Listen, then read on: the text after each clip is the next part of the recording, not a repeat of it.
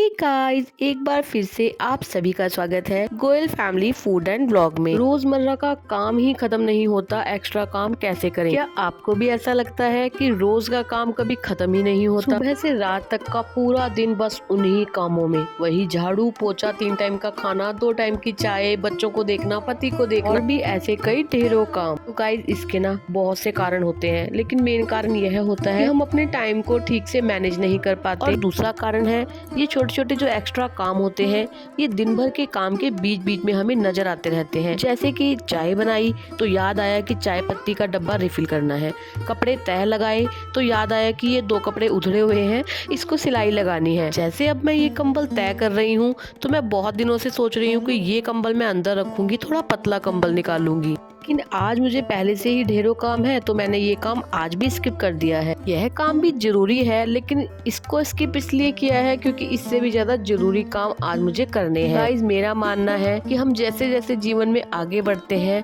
हम हर दिन कुछ नया सीखते हैं। जैसे कि आप मुझे ही लगा लीजिए, मैं तो सच में बहुत उलझी हुई इंसान थी। हाँ जी, उलझी हुई इंसान थी, लेकिन अब नहीं। बी एज अ हाउसवाइफ मैं हर वक्त अपने कामों में ना उलझी रहती थी और परेशान रहती थी, क्योंकि मुझे अपने टाइम को मैनेज करना आता ही नहीं था। लेकिन जैसे जैसे जीवन आगे बढ़ता रहा, वैसे वैसे मैंने बहुत कुछ अपने जीवन में सीखा। सासू माँ से सीखा।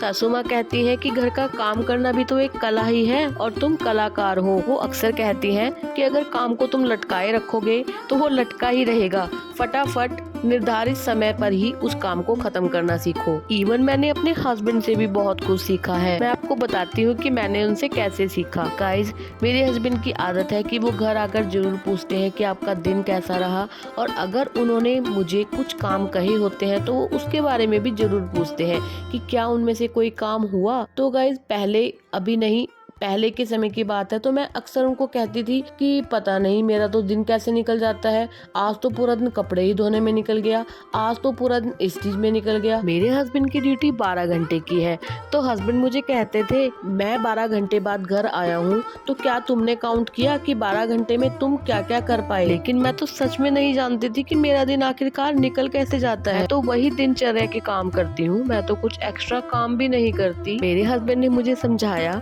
कि सारे कामों को इकट्ठा लेकर मत बैठो, एक काम को पूरा करो, अच्छे से करो, फिर दूसरे काम को हाथ लगाओ और काम की प्रायोरिटी देखो कि कौन सा काम सबसे ज्यादा जरूरी है। ऐसे करते करते मैंने अपने अंदर बहुत से बदलाव किए, टाइम को सही से मैनेज करना सीखा, काम की प्रायोरिटी समझी। जैसे कि अभी सुबह का समय है और मैं सभी काम अपने खत्म कर चुकी हूँ टाइम से, क्योंकि आज मुझे बहुत इम्पोर्टेंट काम करने हैं। उनमें से पहला इम्पोर्टेंट काम है हेयर मसाज, जो मैं काफी दिन से सोच रही थी, लेकिन मुमकिन तो आज ही हो पाया है, क्योंकि आज का तो मैंने ठान रखा था कि काम खत्म करने के बाद मैं सबसे पहले ऑयलिंग करूंगी। ऑयलिंग करते ही मैंने दूसरा काम पकड़ लिया है, यह है कुल्थी की दाल। ये हमारे यहाँ पहाड़ों में बनाई जाती है। पहाड़ों में यानी मेरे ससुराल में तो ये 12 महीने बनती है। हम पहाड़ों में नहीं रहते तो हम सिर्फ इसको सर्दियों में ही खा सकते हैं। कि ये पहाड़ी देसी दाल है, तो इसको बहुत बारीकी से साफ करना पड़ता है, इसमें बहुत कंकर पत्थर होते हैं और इसको 12 से 14 घंटे के लिए भिगोना पड़ता है। फिर 7 से 8 सीटियां लगाने के बाद इसे इस्तेमाल किया जाता है।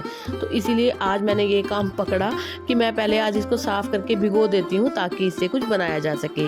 चलिए, सुबह से काम करते करते बहुत थक गए थे, थोड़ा फ्रूट ब्रेक ले लिया बीच में ताकि बॉडी में ऊर्जा बरकरार रहे। मैंने काफी सारे काम अपनी डायरी में नोट करे थे, उनमें से मैं 2 मेन काम करके आ गई हूँ ऊपर। अपने छोटे छोटे काम ना डायरी में लिखने बहुत ज्यादा जरूरी है। जब मैं औरों को देखती थी ऐसा करते, यानी डायरी में काम लिखते हुए, तो मैं कहती थी ऐसा भी क्या है, कैसे याद नहीं रहते, ऐसे कौन से एक्स्ट्रा काम होते हैं कि जो डायरी में लिखने पड़े।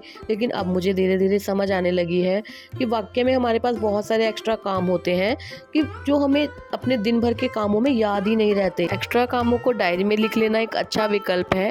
जब भी फ्री टाइम हो डायरी को खोल के देख लो, जो भी काम जरूरी हो उसे कर लो। मैं छत पर आई थी क्योंकि मुझे तीसरा बहुत ही ज्यादा इम्पोर्टेंट काम करना था। हस्बैंड काफी दिन से कह रहे थे कि कनक धोनी है, कनक धोनी है, तो फाइनली आज मैंने उसके लिए समय निकाल ही लिया है। बल्कि मुझे लगा कि मुझे यह काम और भी ज्यादा जल्दी जल्दी करना चाहिए था। चलिए कनक सारी मैंने धो दी है और मैंने ढेर सारा तेल लगाया था बालों में।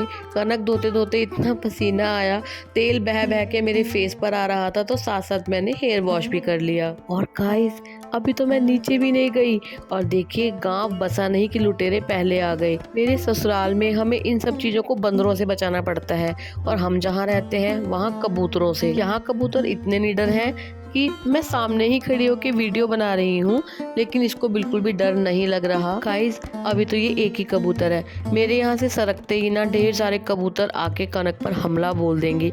मैं ऐसा रिस्क नहीं लेना चाहती, तो इसीलिए मुझे मजबूरी में गीली कनक को ही अपने किसी पतले दुपट्टे से ढकना पड़ता है। चलिए खैर ये सब तो होता ही रहता है। फिलहाल मेरा कनक धोने का काम भी खत्म हो गया है।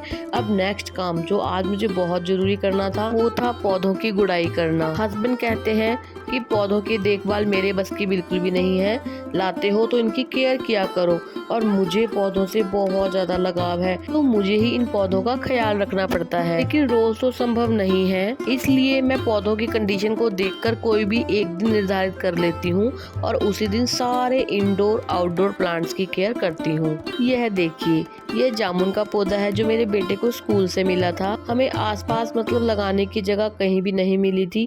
मैंने बेटे को बोला था या तो आप वापस कर दो स्कूल में, अब हम इसको कहाँ लगाएं, ये तो खराब हो जाएगा।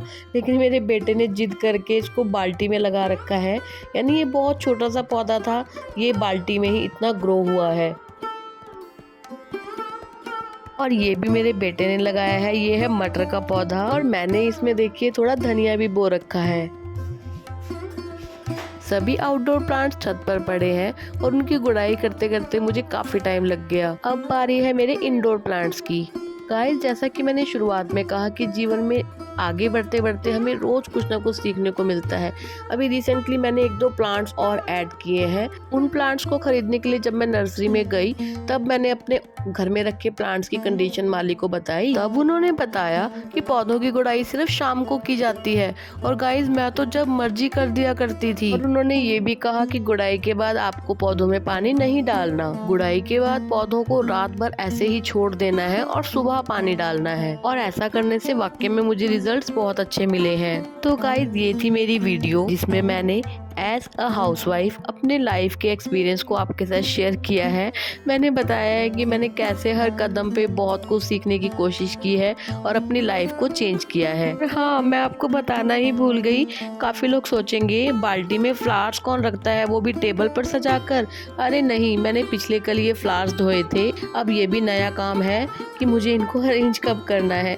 चलिए खैर मैं मिलती हूँ आपसे नेक्स्ट वीडियो में। अगर आपको वीडियो थोड़ी भी पसंद आई हो तो प्लीज वीडियो को लाइक कीजिएगा और चैनल को सब्सक्राइब करके बेल आइकॉन को प्रेस करना बिल्कुल भी मत भूलिएगा। मैं मिलती हूँ नेक्स्ट व्लॉग में, तब तक के लिए goodbye and take care.